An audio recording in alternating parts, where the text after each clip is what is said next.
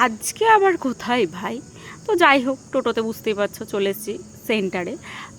তো এই যে সুইটি রানী, উনি আবার এসব একটু পছন্দ করেন না, তো যাই হোক। আর ক্লাসে এসেই মানে আমরা বেসিক্যালি এইসবই করতে যাই, মানে আগে খাওয়া তারপর অন্য কিছু।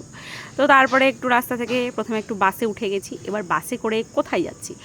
এই যে চলে এসেছি দিদির বাড়ি, আর এটা একদম নবদ্বীপের মেন রাস্তা রোড, আর এই হচ্ছে ওর বাড়ি। পুরো রাস্তা বাড়ি সমান একদম। আর এই যে আমার গোবিন্দ, রাধারানী সবাই এখানে আছে। আর সত্যি বলতে কি, দিদি 3 বেলা নিত্য সেবা দেয়, আর তারপরেই প্রসাদ পায়।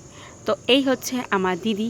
এবার বেসিক্যালি আমি কী করতে গেছিলাম, উনি ওনার পিসির জন্য কিছু একটা দেবেন আমাকে, ওর জন্যই আমার যাওয়াটা। তো যাই হোক, এই যে গাছ ভর্তি লেবু, মানে এত লেবু হয়েছে, মানে আমার দিদি বাড়ি পুরো বাগান, মানে প্রচুর বাগান, অনেক কিছু আছে। এই যে এটা হচ্ছে সকালের প্রসাদ। আর তারপরে এই যে দুপুরবেলায় গোবিন্দ সেবা দেওয়া হয়ে গেছে। গোবিন্দ বলছে যা, এখান থেকে যা, সর। তো তারপরে আমরা এখানে প্রসাদ পাচ্ছিলাম। আর ওই যে দূরে গাড়ি করে যাচ্ছিলো। এবার বলি, যেটা মেন উদ্দেশ্য, এই যে ব্যাগ ভর্তি ভাইজি পিসিকে আম দিয়েছে, আর সেই গোটা আম আমাকে কৃষ্ণনগর থেকে পলাশী পর্যন্ত বয়ে নিয়ে আসতে হয়। এটাই আমার জীবন গাইজ, মানে আমি এই সবই করি জীবনে। তো এইসব করতে নিতে আর কোথায় বাড়ি।